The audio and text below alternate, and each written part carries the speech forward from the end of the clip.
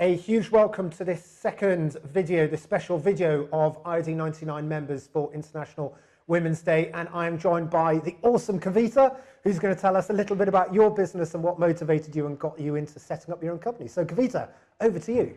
Thank you. So I am the MD for Novo-K, which is a organisation that helps charities maximise their fundraising through smart procurement. It's around taking private sector methodology and distilling it and bespoking it for the charity sector.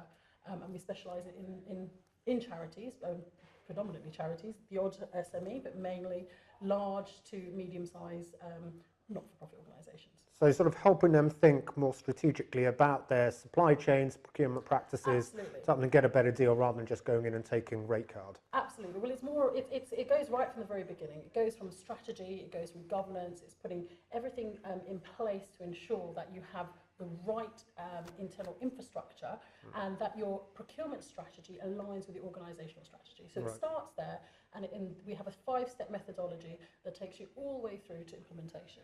Fantastic. And what got you into that? Is your background within charities or procurement, or what was it that motivated you? So I have a private sector background, and in my last few years I was looking after global procurement in BT. Okay. And I took the opportunity at the same time to do some volunteering. And acknowledged that charities that we were working with needed help and support on their supply chain and managing supply chain risk, and thought it was an opportunity to go out there and actually set up my own business to help charities directly. So that's where it all started. And what's the feedback been within charities? Because I run a tiny charity, my wife and I run a tiny charity ourselves, and there is that sort of thing within the charitable space that you don't sort of negotiate too hard. You go out there and you're just trying to do the right thing, and sometimes, especially in larger charities, the skill set might not be there. Having a sort of senior procurement director or someone that focuses on that side just isn't a key part of their board. So how has been your buy-in when you go into charities? So when I first came into the sector, I was quite naive, and I wanted to talk to the FDs about bottom line and EBITDA, and although some organisations, the large organisations, obviously they understood what I was on about, the smaller organisations are much more focused around bringing in revenue and helping the beneficiaries, which is what their objectives are. So we started to change our messaging, and we started to explain that actually the value procurement can bring can actually give confidence to donors and to fundraisers that you are spending your funds in the right way, and actually will bring more revenue in and you can help more people. So it's around changing the messaging and making people aware of the value of procurement, which is not too dissimilar to what has to happen in the private sector, because people don't necessarily understand how valuable procurement can be to the bottom line. And I guess also as sort of charities increasingly come under the spotlight in relation to where revenue is used or where donations are used, this is going to be one area to turn around and say, well, whatever you're buying, buy it at the best possible rate you can, and you're using your assets, your donations to the best effect. Because there are these issues about where do donations go and transparency over that.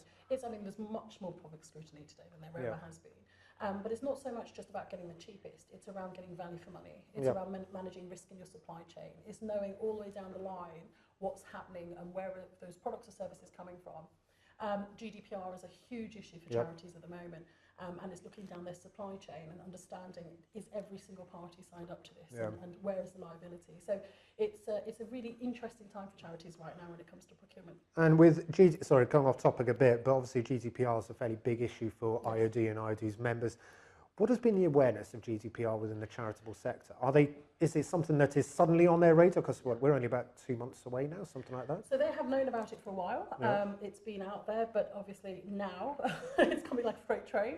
So there is a huge amount of information out there. There's lots of webinars, lots of activity going on, because it will fundamentally affect the way they try and raise funds. So it absolutely is the priority for the next few months to ensure that they are compliant for GDPR and their supply chain is as well. And in relation to starting your own business, any regrets? Any sort of wish I had known beforehand? Not at all. However, we have just launched our platform, which is the Buying Hub. And I think if I had known 2 years ago when I started Novo-K that 2 years down the line I would also be starting up a tech platform, I might have thought differently. Now a tech entrepreneur as well. But it's a really exciting time to be an entrepreneur. It's a really exciting time to be an entrepreneur as a woman. Brilliant. And you're just, you've got a 10-month-old and a 6-year-old as well. Obviously, there is a lot of debate, a lot of things that come up in relation to returning mums to the workplace and things like this.